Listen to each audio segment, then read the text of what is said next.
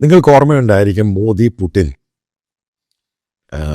അതായത് പുടിൻ്റെ ഈ വിസിറ്റിനോടനുബന്ധിന് മുമ്പ് ഞാൻ പറയും ചില കാര്യങ്ങളിൽ ഇത് വെസ്റ്റേൺ, അതായത് യൂറോപ്യൻ കൺട്രീസും അമേരിക്കയും മോണിറ്റർ ചെയ്യുന്നുണ്ട് ഇന്ത്യയെ. എങ്ങനെയായിരിക്കും ഇന്ത്യ റഷ്യ റിലേഷൻഷിപ്പ്, പ്രത്യേകിച്ച് പുടിനുമായിട്ട് ഫർദർ മുന്നോട്ട് പോകുമ്പോൾ അത് ഏത് രീതിയിലായിരിക്കും ഗ്ലോബൽ കമ്മ്യൂണിറ്റിയും ഈ രാജ്യങ്ങളും എങ്ങനെയാണ് അത് നോക്കിക്കാണുന്നത്. അത് either this side or that side, ഒന്നില്ലെങ്കിൽ അവിടെ അല്ലെങ്കിൽ ഇവിടെ നടുക്ക് നിൽക്കാൻ ഇന്ത്യ ശ്രമിക്കുകയാണെങ്കിൽ അവർ പല രീതിയിലും നടപടികൾ എടുക്കാൻ സാധ്യതയുണ്ട് എന്ന് പറഞ്ഞു. നിങ്ങൾ മനസ്സിലാക്കേണ്ടത് 25 വർഷം മുമ്പുള്ള ഇന്ത്യയുണ്ട്, അതായത് ലിബറലൈസേഷന് മുമ്പ്. ഏകദേശം ലിബറലൈസേഷൻ 25-30 വർഷമായി. ഇന്ത്യ റഷ്യ ഒരു വലിയ ബന്ധമായിരുന്നു. ഡിഫൻസിന്റെ പാർട്ട്ണർഷിപ്പ്, അതാണ് ഡിഫൻസ് പാർട്ട്ണർഷിപ്പാണ്, സ്ട്രാറ്റജിക് പാർട്ട്ണർഷിപ്പാണ് ഏറ്റവും വലുത്.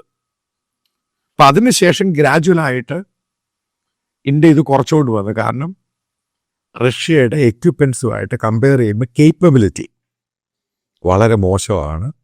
അതിൻ്റെ പേരിൽ കുറച്ചുകൊണ്ട് വന്നു. അതിനകത്തോടെ നേരത്തെ ഏകദേശം 90% ഉണ്ടായിരുന്നത് ഇന്ത്യ അത് 60% താഴെ കൊണ്ടെത്തിച്ചു. എന്നിട്ട് അമേരിക്കൻ സാധനങ്ങളും ഇസ്രായേൽ, മനസ്സിലാക്കൂ, ഇസ്രായേലി എക്യുപ്മെൻസ് എന്ന് പറയുന്നത് അമേരിക്കയുമായിട്ട് ജോയിൻറ്റ് വെഞ്ചറിൽ ചെയ്യുന്നതാണ്. പിന്നെ ഫ്രഞ്ച്, യൂറോപ്യൻ സാധനങ്ങൾ, ബ്രിട്ടീഷ്, ആ സാധനങ്ങൾ വാങ്ങാൻ തുടങ്ങി. അപ്പം ആ ഒരു മിക്സ്ഡ് ഇരിക്കുന്ന സമയത്താണ് കോഡുമായിട്ട് ബന്ധപ്പെട്ട് ഇന്ത്യ അടുത്തൊരു സംഭവം വരുന്നത്. കാരണം ചൈനയെ ഐസൊലേറ്റ് ചെയ്യുക. ഇപ്പം ജപ്പാൻ ഇന്ത്യക്ക് സബ്മറൈൻ നേവിക്ക് ഉണ്ടാക്കി കൊടുക്കുന്നു. അതിൻ്റെ ചെലവുകൾ ഓസ്ട്രേലിയയും ജപ്പാനും കൂടെ വഹിക്കും. ഇന്ത്യ ഒരു ചെറിയൊരു ഭാഗം മാത്രം കൊടുത്താൽ മതി. അതും നമ്മൾ പോയി സൈൻ ചെയ്തു. അപ്പം അതെല്ലാം കഴിഞ്ഞ് പുടിൻ ഇവിടെ ഇന്ത്യയിലോട്ട് വരുന്നു. അതായത് പുടിൻ ആ സമയത്ത് പറഞ്ഞു യൂറോപ്യൻ രാജ്യങ്ങളെ ആക്രമിക്കും, ഡോൺബാസ് പിടിച്ചെടുക്കും, വാർ നിർത്താൻ താല്പര്യമില്ല. കൃത്യമായിട്ട് മെസ്സേജും കൊടുത്തിട്ടാണ് ഇന്ത്യ വരുന്നത്. പിന്നെ ഇവിടെ വന്നതിന് മുമ്പ് ഇന്ത്യ ടുഡേക്ക് ഒരു ഇൻ്റർവ്യൂ കൊടുത്തു. അപ്പം അതിനകത്തൊക്കെ ഇന്ത്യ 3ാമത്തെ ഏറ്റവും വലിയ എക്കണോമിക് ശക്തിയാണെന്ന് പറഞ്ഞ് വെറുതെ പൊക്കിയടിച്ചു. ഇത് വെറുതെ പൊക്കിയടിക്കുക, ഇന്ത്യക്കാരെ സൂചിപ്പിക്കുക. അത് കഴിഞ്ഞ് ഇന്ത്യക്ക് ഇന്ത്യതായിട്ടുള്ള രീതിയുണ്ട്. ആ സമയത്തൊക്കെ നിങ്ങൾ ശ്രദ്ധിച്ചോണം, ഇയാൾ യൂറോപ്പിനെ കുറ്റം പറഞ്ഞു, അമേരിക്കയ്ക്കെതിരെ ഒറ്റ വാക്ക് മിണ്ടിയില്ല. അത് കഴിഞ്ഞിട്ട് നിങ്ങൾ ശ്രദ്ധിച്ചോണം, ഇന്നലെ അമേരിക്കൻ പത്രമായ ബ്ലൂംബെർഗ് റിപ്പോർട്ട് ചെയ്തു ഇന്ത്യയും റഷ്യയുമായിട്ട് nuclear submarine 1.4 billion deal sign ചെയ്തു. മറ്റുള്ള പത്രങ്ങൾ റിപ്പോർട്ട് ചെയ്ത് റഷ്യൻ ഒഫീഷ്യൽസിനെ കോട്ട് ചെയ്താണ് റിപ്പോർട്ട് ചെയ്തിരിക്കുന്നത്. 10 മണിക്കൂർ കഴിഞ്ഞില്ല, ഗവൺമെന്റ് ഓഫ് ഇന്ത്യ ഡിനൈ ചെയ്തു. എന്തുകൊണ്ട് പേടിച്ച് ഡിനൈ ചെയ്തു. ഇതാണ് ഞാൻ പറഞ്ഞത്, ഇന്ത്യക്ക് അവിടെ ഇവിടെ നിൽക്കാൻ പറ്റത്തില്ല ഇപ്പോഴ്. അതാണ് അതിൻ്റെ കാര്യം. ഡിനൈ ചെയ്തു, അങ്ങനെ സംഭവം ഉണ്ടായിട്ടേ ഇല്ല. കാര്യം എന്താ? കാരണം കോഡുമായി ബന്ധപ്പെട്ട് ഏറ്റവും ലേറ്റസ്റ്റ് ആയിട്ടുള്ള വെപ്പൺസും അതേപോലെ തന്നെ നേവിയുടെ ന്യൂക്ലിയർ സബ്മറൈൻസും അതുമൊക്കെ ജപ്പാൻ ഉണ്ടാക്കി കൊടുക്കാമെന്ന് പറഞ്ഞ് സൈൻ ചെയ്തിട്ടിരിക്കും. ആ സമയത്താണ് റഷ്യ കയറി എടുക്കാൻ പോകുന്നത്, സൈൻ ചെയ്തു എന്ന് പറയുന്നത്. എന്താണ് ഗ്ലോബൽ പത്രങ്ങൾ പറയുന്നത്? ടെലഗ്രാഫ് പത്രത്തിൻ്റെ ടൈറ്റിൽ തന്നെ നോക്ക്, വെസ്റ്റേൺ കൺട്രീസിന് ഇന്ത്യയെ ട്രസ്റ്റ് ചെയ്യാൻ പറ്റും. ഇതേ സാധനമാണ് ഞാൻ നേരത്തെ ചോദിച്ചത്. ആ ബന്ധം അത് വലിയ ട്രസ്റ്റ് എന്ന് പറയുന്ന വലിയ സംഭവം. യൂറോപ്യൻ രാജ്യങ്ങളുടെ നിലനിൽപ്പാണ് റഷ്യ ഉക്രൈൻ വാർ. അപ്പം അതിനകത്ത് റഷ്യ അഗ്രഷൻ നടത്തിയേക്കുവാണ് ഉക്രൈനിലോട്ട്. അതിനെ ഇന്ത്യ തള്ളിക്കളഞ്ഞിട്ടില്ല. അഗ്രഷൻ നടത്തിയാലും ഫീസായിട്ട് വാർ നിർത്തണമെന്ന് മാത്രമാണ്. ഇന്ത്യ ന്യൂട്രൽ അല്ല എന്നും ഈ കാര്യത്തിൽ പറയുകയും ചെയ്തു. അതായത് ജോയിൻ്റ് ആയിട്ട് ഇന്ത്യ, പ്രധാനമന്ത്രി മോദിയും പുടിനും ഹൈദരാബാദ് ഹൗസിൽ വെച്ച് നടത്തിയ ജോയിൻ്റ് ആയിട്ടുള്ള ഡിക്ലറേഷൻ. ഇനി നമുക്ക് നോക്കാം, ഇത് വെസ്റ്റേൺ മീഡിയ വല്ലാത്ത രീതിയിലാണ് ഇന്ത്യ അറ്റാക്ക് ചെയ്തിരിക്കുന്നത്. പെട്ടെന്ന് അത് ഇന്ത്യ ഡൗൺ പ്ലേ ചെയ്യുവാണ് പെട്ടെന്ന്. ഇപ്പോഴും ഇതിനെ ഇപ്പം വലുതായിട്ടൊന്നും പൊക്കി കാണിക്കുന്നില്ല. എൻ്റെ കാര്യം എന്താ? കാരണം വെസ്റ്റേൺ കൺട്രി അമേരിക്കയും ഇന്ത്യയോട് ചിലപ്പോൾ അൺഡിക്ലെയർഡ് സാങ്ഷൻ പോലെ കയറി വരാൻ സാധ്യതയുണ്ട് ഇപ്പോഴത്തെ ആ സന്ദർഭത്തിൽ.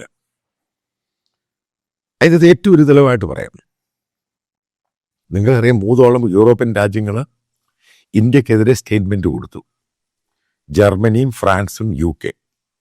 2 മാസം മുമ്പ് UK prime minister Keir Starmer ബോംബെയിൽ വരുന്നു, ഇന്ത്യൻ പ്രധാനമന്ത്രിയെ കാണുന്നു, ടോം ഷാഡോസ് എന്ന് പറയുന്ന വെപ്പൺസ് സൈൻ ചെയ്യുന്നു, നല്ല രീതിയിൽ പോകുന്നു.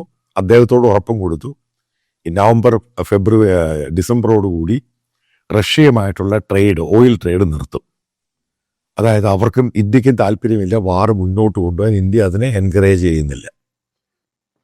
അത് കഴിഞ്ഞ് പെട്ടെന്ന് പുടിൻ ഈ സംഭവങ്ങളെല്ലാം പറഞ്ഞ് യൂറോപ്പിനെ ആക്രമിക്കുമെന്ന് പറഞ്ഞിട്ട് തിരിച്ച് ഇന്ത്യ വന്നു കഴിഞ്ഞപ്പോൾ എയർപോർട്ടിൽ പോയതൊന്നും വലിയ ഇഷ്യൂ ഒന്നും അല്ല. കാരണം ഇന്ത്യ വരുന്ന ഒരാളെ സ്വീകരിക്കാൻ പോകുന്നു. പക്ഷെ ഓവർ അഡ്യൂസിയാസ്റ്റിക് ആയിട്ട് ഇന്ത്യൻ മീഡിയയും ജനങ്ങളും എല്ലാം കൂടെ പെട്ടെന്ന് നമസ്തേ ട്രംപ് പറഞ്ഞവര് നമസ്തേ പുടിനും ആയിട്ട് മുന്നോട്ട് പോകുമ്പോൾ ഗ്ലോബലായിട്ട് ഇന്ത്യക്ക് ഒരു സ്ഥാനമുണ്ട്. അതാണ് ഞാൻ പറഞ്ഞത്, 25 വർഷം മുമ്പ് ചേരിചേരാ നയം, അതേപോലെ നെഹ്റുവിയൻ പോളിസി, ആ രീതിയിൽ ഇന്ത്യ പൂർണ്ണമായിട്ടും മാറിയിട്ട് ഈ അമേരിക്കയുടെ അലയൻസ് പാർട്ട്ണറും യൂറോപ്യൻ രാജ്യങ്ങളുമായിട്ട് ബന്ധമുണ്ടാക്കി. നോക്കുക, അമേരിക്കൻ യൂറോപ്യൻ മീഡിയ ട്രംപിനെ ഭയങ്കരമായിട്ടാണ് ക്രിറ്റിസൈസ് ചെയ്യുന്നത്. എന്തിനാണ് ഈ മോദിയെ ഗ്ലോബൽ ലീഡർ ആക്കിയത്? ഈ മോദിയെ ഇന്ത്യയും വിശ്വസിക്കാൻ കൊള്ളൂ? ഏത് രീതിയിലാണ് ഇവർ റഷ്യയുമായിട്ട് ഈ ബന്ധമുണ്ടാക്കിയിട്ട് യൂറോപ്യൻ രാജ്യങ്ങളെ നശിപ്പിക്കാൻ കൂട്ടുനിൽക്കുന്നത്? ഈ ചോദ്യങ്ങളൊക്കെ വരാൻ തുടങ്ങി. ഇപ്പം മനസ്സിലാക്കേണ്ട സംഭവമുണ്ട്. പെട്ടെന്ന് മലയാളിയായ ഒരു കോഴിക്കോട് സ്വദേശിയാണ്, അവർ ഇന്നലെ NDTV ഇന്ത്യ ടുഡേക്കൊക്കെ ഇൻ്റർവ്യൂ ബൈറ്റ് കൊടുത്തപ്പോൾ പറഞ്ഞു, അവർ ഗവൺമെൻറ് ഓഫ് ഇന്ത്യയിലെ നാഷണൽ സെക്യൂരിറ്റി സ്ട്രാറ്റജിക് അഡ്വൈസറാണ്. വളരെ സീനിയർ ആയിട്ടുള്ള ഒരു ഉദ്യോഗസ്ഥൻ, വളരെ റിലയബിളും ക്രെഡിബിളാണ്. അവരിന്നൊരു സ്റ്റേറ്റ്മെൻറ്റ് കൊടുത്തു. അതായത് ഒരു ബൈറ്റ് കൊടുത്തേക്കാണ് ഒരു ടോക്സിൽ. അവർ പറയുന്നത് അമേരിക്ക ഇന്ത്യയുമാണ് ഏറ്റവും വലിയ ട്രേഡ് പാർട്ട്ണർ. ഇന്ത്യയുടെ നേവിയിൽ വലിയൊരു ശതമാനവും അമേരിക്കൻ സാധനങ്ങളും വെസ്റ്റേൺ സാധനങ്ങളല്ലാതെ റഷ്യൻ സാധനങ്ങൾ, കുറച്ച് സബ്മറൈൻസ് മാത്രമേ ഉള്ളൂ. ഇപ്പം അടുത്തിടയ്ക്ക് സിയോക്സ്, അതായത് അതിൻ്റെ 980 ഏകദേശം 900 മില്യൻ്റെ പ്രോജക്റ്റ്, ഇതാണ് സിയോക്ക് ഹെലികോപ്റ്റർ വാങ്ങാൻ വേണ്ടി ഇന്ത്യ അമേരിക്കയായിട്ട് സൈൻ ചെയ്തിരിക്കുന്നത്. അതായത് എയർഫോഴ്സിലെ ചില ഫ്ലീറ്റുകൾ, അതായത് MiG-29 അതേപോലെ തന്നെ സുക്കോയിയാണ് ഏറ്റവും കൂടുതൽ ഫ്ലീറ്റുകൾ ഈ MiG-21 റിട്ടയർ ആയ ശേഷം അതിൻ്റെ സ്പെയർ പാർട്സ് ഇന്ത്യയിൽ കിട്ടുന്നില്ല. അത് റഷ്യയിൽ നിന്ന് ഉണ്ടാക്കിയാൽ തരേണ്ടത്. അത് ഇന്ത്യയിൽ മാനുഫാക്ചർ ചെയ്യുക. അതേപോലെ Su-57 ഇന്ത്യൻ എയർഫോഴ്സ് ഒഫീഷ്യൽസ് തള്ളിക്കളഞ്ഞതാണ്. അവരുടെ വായിന്നാണ് വരുന്നത്.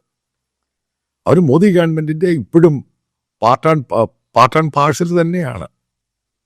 അപ്പോൾ എങ്ങനെയാണ് എയർഫോഴ്സ് ഒഫീഷ്യൽസിനെ കൺവിൻസ് ചെയ്യുന്നത്? Su-57 അത് മാറ്റർ ചെയ്യും. അതേപോലെ സ്പെയർ പാർട്സിനെ മാറ്റർ ചെയ്യും. ഈ ജോയിൻറ്റ് വെഞ്ചർ ഇന്ത്യയിൽ ഉണ്ടാക്കുന്നത് ഇന്ത്യയിലല്ല. ഇത് സാധനം അവിടുന്ന് കൊണ്ടിരുന്ന് ഇന്ത്യ ഫിറ്റ് ചെയ്യും. ഇത്രയേ ഉള്ളൂ. ചില സാധനങ്ങൾ, വളരെ ഇമ്പോർട്ടൻ്റ് ചില സാധനങ്ങൾ മാത്രം ഇന്ത്യ, ഇപ്പോൾ ടയറോ ട്യൂബോ ഇങ്ങനെയുള്ള സാധനങ്ങളൊക്കെ ഉള്ളൂ. ബാക്കിയെല്ലാം അവരുടെയാണ്. അതിൻ്റെ കംപ്ലീറ്റ് സർവീസ് അവരാണ് ചെയ്യേണ്ടത്. Su-57 ഇന്ത്യയിലോട്ട് വന്നു കഴിഞ്ഞുള്ള പ്രശ്നം അവർ പറഞ്ഞാൽ എൻ്റേതായ അനാലിസിസ് ഞാൻ പറയാം. അതിനൊരു എക്കോസിസ്റ്റം ഉണ്ട് എപ്പോഴും. അപ്പോൾ അമേരിക്ക ഈ ഒരു പറയുന്നൊരു എക്കോസിസ്റ്റത്തിൻ്റെ അകത്തോട്ട്, അതായത് അമേരിക്കൻ ചോപ്പർ ഇന്ത്യ മേടിക്കുന്നു, മറ്റുള്ള ഹെലികോപ്റ്റർ വാങ്ങുന്നു, എക്യുപ്മെൻറ്റ്സ് വാങ്ങുന്നു, ഇസ്രായേലി എക്യുപ്മെൻറ്റ്സ് പലതിൻ്റെ അകത്ത് നാവിഗേഷൻ സിസ്റ്റമായിട്ട് ഇന്ത്യ ഉപയോഗിക്കുന്നുണ്ട്. അതായത് റഷ്യയിൽ നിന്ന് മേടിച്ച സുക്കോയ് ഉൾപ്പെടെ പലതിൻ്റെ അകത്തും IL ട്രാൻസ്പോർട്ട് എയർക്രാഫ്റ്റാണ് റഷ്യയിൽ നിന്ന് വാങ്ങി. അത് മുഴുവൻ അപ്ഗ്രേഡ് ചെയ്യുന്ന ഇസ്രായേലി കമ്പനികളാണ്.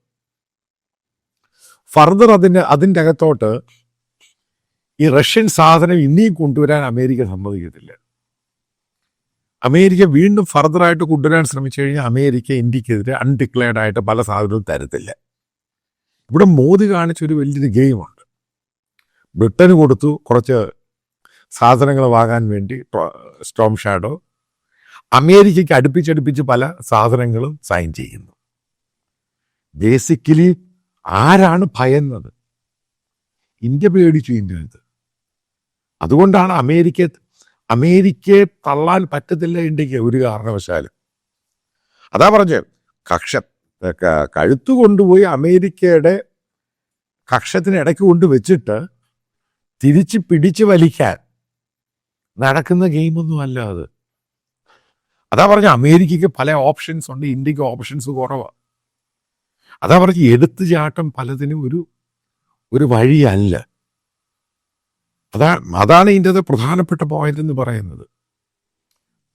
ഇന്ത്യയും റഷ്യയും നല്ല ബന്ധത്തിൽ പോകണം, ഒരു സംശയമില്ല.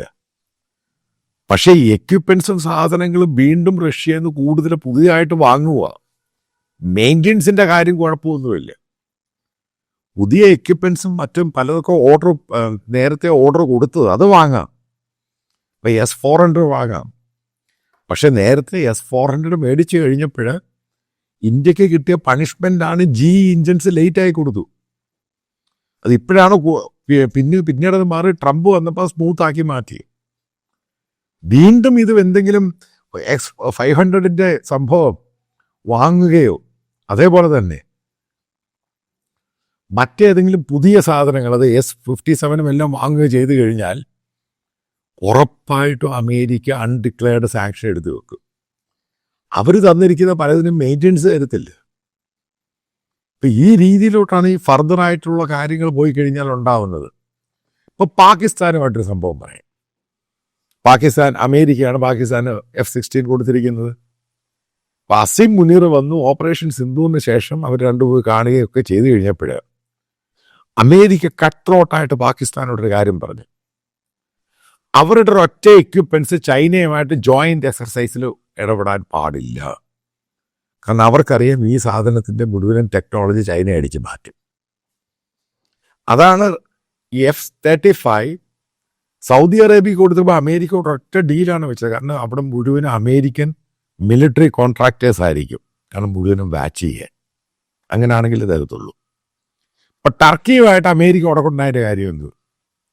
ഒറ്റ കാര്യമാണ്, അമേരിക്കൻ നിർദ്ദേശം മറികടന്ന് ടർക്കി S-400 വാങ്ങി.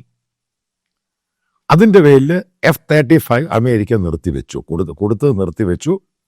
F-16 സർവീസ് നിർത്തിവെച്ചു. അവസാനം ടർക്കി എങ്ങനെയാണ് രക്ഷപ്പെടുന്നത്? ഈ S-400 അവര് തിരിച്ച് ഇത് ഉക്രൈനും മറ്റുള്ള രാജ്യങ്ങൾക്ക് അങ്ങ് കൊടുത്തു. കാരണം അമേരിക്ക പറഞ്ഞ് സ്ട്രിക്റ്റായിട്ട് പറഞ്ഞ് ഫോളോ ചെയ്തില്ലെങ്കിൽ മറ്റുള്ള കാര്യങ്ങൾ തരത്തില്ലെന്ന് പറഞ്ഞു. കാരണം അങ്ങനെ ഒരു എക്കോസിസ്റ്റം ഉണ്ടായിക്കഴിഞ്ഞാൽ മറ്റൊരു രാജ്യത്തിൻ്റെ, അതായത് അമേരിക്കയുടെ ഈ സാധനത്തിന് പ്രശ്നങ്ങൾ ഉണ്ടാകാനുള്ള സാധ്യതയുണ്ട്. ഇനി ഒരു കാര്യം കൂടെ പറഞ്ഞ് നിർത്താം. പുടിൻ ട്രംപ്, അതായത് നിങ്ങൾ വലിയ കുട്ടി ആഘോഷിച്ച സംഭവമാണ് സ്വിഫ്റ്റ് കോഡ്. വീണ്ടും അത് ഇന്ത്യയുമായിട്ടുള്ള ട്രാൻസാക്ഷൻ ഇപ്പം അതിനെപ്പറ്റി മിണ്ടുന്നില്ല. പേടിച്ചു. കാരണം ഇത് ലോകം വാച്ച് ചെയ്യുന്നുണ്ട്. കാരണം പുടിൻ നേരത്തെ ഈ വാറിനൊക്കെ മുമ്പാണെങ്കിൽ പുടിനുമായിട്ട് ഇതുപോലെ ബന്ധം ഉണ്ടാക്കുന്നതിൽ പ്രശ്നമൊന്നുമില്ലായിരുന്നു. അപ്പോൾ വാറുണ്ടായി, വാറ് നിൽക്കുന്നില്ല, ഇത്രയും ആൾക്കാർ മരിച്ചു. ഏകദേശം 32ഓളം യൂറോപ്യൻ രാജ്യങ്ങൾ, പിന്നെ അമേരിക്ക, ജപ്പാൻ, കൊറിയ, ഓസ്ട്രേലിയ ലോകത്തിലെ പ്രധാനപ്പെട്ട രാജ്യങ്ങളാണ്. ഇവരെയെല്ലാം ശത്രുവായിട്ട് ഇന്ത്യക്ക് മുന്നോട്ട് പോകാൻ പറ്റില്ല. ഒരു കാര്യം, ഇതിനകത്ത് ഏറ്റവും സ്മാർട്ട് ചൈനയാണ്. ചൈന വളരെ വെൽ പ്ലാൻഡ് ആയിട്ടാണ് ഗെയിം കളിക്കുന്നത്. കാരണം മാക്സിമം ഈ രാജ്യങ്ങൾ ഇന്ത്യക്കെതിരെ ശത്രുവായി കഴിഞ്ഞാൽ പിന്നെ ചൈനയ്ക്ക് മൊണോപ്പോളിയായി, ചൈന ഭയങ്കരമായിട്ട് ഡോമിനേറ്റ് ചെയ്യും. അതാണ് ഞാൻ പറഞ്ഞത്, മോദിക്ക് പല തീരുമാനങ്ങളിലും നയങ്ങളിലും അബദ്ധം പറ്റാറുണ്ട്. അതിൻ്റെയാണ് ഈ പറയുന്ന സബ്മറൈൻ ഡീൽസും സൈൻ ചെയ്തത് പുറത്ത് പറയുന്നില്ല. ഇപ്പോൾ Su-57 പറ്റി പുറത്ത് പറയുന്നില്ല. ഇത് ഇന്ത്യൻ്റെ ആയിരിക്കും എഴുതുന്നത്. പക്ഷേ ഇത് ഗ്ലോബലായിട്ടുള്ള രാജ്യങ്ങൾ, ഇന്ത്യയുമായിട്ടുള്ള സ്നേഹമുള്ള രാജ്യങ്ങൾ, ട്രേഡ് നടത്തുന്ന രാജ്യങ്ങൾ ഇതൊക്കെ നോക്കുന്നുണ്ട്. നമ്മളും റഷ്യയുമായിട്ടുള്ള ട്രേഡ് ഡെഫിസിറ്റ് എന്ന് പറഞ്ഞാൽ $67 ബില്യൺ. റഷ്യയുടെ ഒരു മാർക്കറ്റാക്കി ഇന്ത്യ മാറ്റി. തിരിച്ച് ഇവിടുന്ന് ഫാർമയും മറ്റുള്ള സ്പെയർ പാർട്സും അയക്കാൻ നോക്കുന്നുണ്ട്. അതൊക്കെ ചൈനയുടെ മാർക്കറ്റ്, അതിൻ്റെ അകത്ത് എൻട്രി ചെയ്യാൻ റഷ്യ സമ്മതിക്കുകയില്ല. വേറെ കാര്യം, ഒരു കാര്യം കൃത്യമായിട്ട് പറയാം.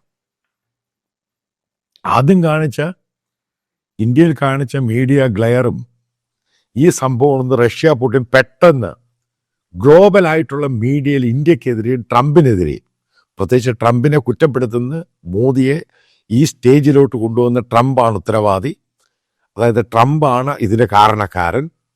അതുകൊണ്ട് ട്രംപിനെതിരെ റിപ്പബ്ലിക്കൻ പാർട്ടിയും മറ്റുള്ള ആൾക്കാരും, കാരണം ഇന്ത്യ എന്ന് പറഞ്ഞ രാജ്യം ഈ രാജ്യങ്ങളെയൊക്കെ ചതിക്കുകയായിരുന്നു. ഇത് ഗ്ലോബലായിട്ടുള്ള ഒപ്പീനിയൻ പെട്ടെന്നുണ്ടായി. അപ്പം ഇത് ഫർദർ പോകുമ്പോൾ ഇന്ത്യയെ എങ്ങനെ ബാധിക്കും ജിയോ പൊളിറ്റിക്സിൽ? അത് മനസ്സിലാക്കേണ്ട ഒരു പോയിന്റ് ഉണ്ട്. ഓപ്പറേഷൻ സിന്ധുവിന് ശേഷം ഇന്ത്യൻ പ്രധാനമന്ത്രിക്ക് ഗ്ലോബലായിട്ടുള്ള അക്സെപ്റ്റൻസ് കുറഞ്ഞു. അത് ഗ്രൗണ്ട് റിയാലിറ്റിയാണ്. അത് തിരിച്ചു വരുന്നതിന് വേണ്ടി പുട്ടിനുമായിട്ടുള്ള നടത്തുന്ന ഈ പ്രേമവും പ്രകടനവും ഒക്കെ ഫർദർ ഇന്ത്യക്ക് നാശമുണ്ടാകുമോ അതോ നല്ലതുണ്ടാകുമോ? ഏതൊക്കെ രാജ്യങ്ങളാണ് റഷ്യയുമായിട്ട് ലോഹ്യത്തിന് പോകാൻ സാധിക്കുന്നത്? ഇവിടൊക്കെയാണ് ചൈന എന്ന് പറഞ്ഞ സൂപ്പർ സ്മാർട്ടായിട്ട് ഒരു പ്രവർത്തിച്ചു. ഇതിനകത്ത് ഒറ്റ പോയിന്റേ ഉള്ളൂ മനസ്സിലാക്കേണ്ടത്. ഈ ഓപ്പറേഷൻ സിന്ദൂർ എന്ന് മനസ്സിലാക്കിയത് ചൈനയുടെ പ്രോക്സിയാണ് പാകിസ്ഥാൻ. ചൈനയാണ് വെപ്പൺസ് കൊടുക്കുന്നത് മുഴുവനും ഇന്ത്യക്കെതിരെ അറ്റാക്ക് ചെയ്യാൻ. അതിനൊരു സൊല്യൂഷൻ നമുക്കുണ്ടാക്കാൻ സാധിച്ചിട്ടില്ല. റഷ്യ ഒന്നും പറഞ്ഞാൽ ചൈന കേൾക്കത്തില്ല. ചൈന എന്ന് പറഞ്ഞ റഷ്യയുടെ ഒക്കെ വളരെ മുകളിലാണ്, എക്കോണമി ആണെങ്കിലും മിലിറ്ററി കേപ്പബിലിറ്റിയിലും. ഇപ്പം ഇങ്ങനെ നിൽക്കുന്നൊരു സന്ദർഭത്തിൽ ഇന്ത്യയുടെ സ്റ്റാൻഡ് എങ്ങോട്ട് പോകും? വീണ്ടും റഷ്യൻ ഓയിൽ മേടിക്കുമോ? ഇതൊക്കെയാണ് ക്വസ്റ്റ്യൻ വന്നേക്കുന്നത്. ഏതായാലും കാത്തിരുന്ന് കാണാം ഈ റിലേഷൻഷിപ്പ് ഫർദർ, അതായത് ഇന്ത്യയും വെസ്റ്റേൺ കൺട്രീസും അമേരിക്കയുമായിട്ട് റിലേഷൻഷിപ്പ് ഫർദർ വേസ്റ്റ് ആവുകയാണെങ്കിൽ ഒരു കാര്യം ഉറപ്പിച്ച് പറയാം, ഇന്ത്യ മുകളിലോട്ട് പോകില്ല, താപ്പോട്ടായിരിക്കും പോകുന്നത്. ഡിപ്ലോമാറ്റിക്കലി ഇന്ത്യക്ക് എത്രമാത്രം ഇത് കൈകാര്യം ചെയ്ത് പ്രശ്നങ്ങൾ നല്ലപോലെ ഇത് ഒരു സോൾവ് ചെയ്യാൻ കഴിഞ്ഞില്ല എങ്കിൽ വരാനുള്ള സമയമൊന്നും ഇന്ത്യയുടെ നല്ല കാലമായിരിക്കുകയില്ല. റഷ്യ എത്രമാത്രം ഐസൊലേറ്റായി അതേപോലെ തന്നെ മറ്റുള്ള രാജ്യങ്ങളും ഇന്ത്യയെ ഒറ്റപ്പെടുത്താനുള്ള ശ്രമം നടക്കും.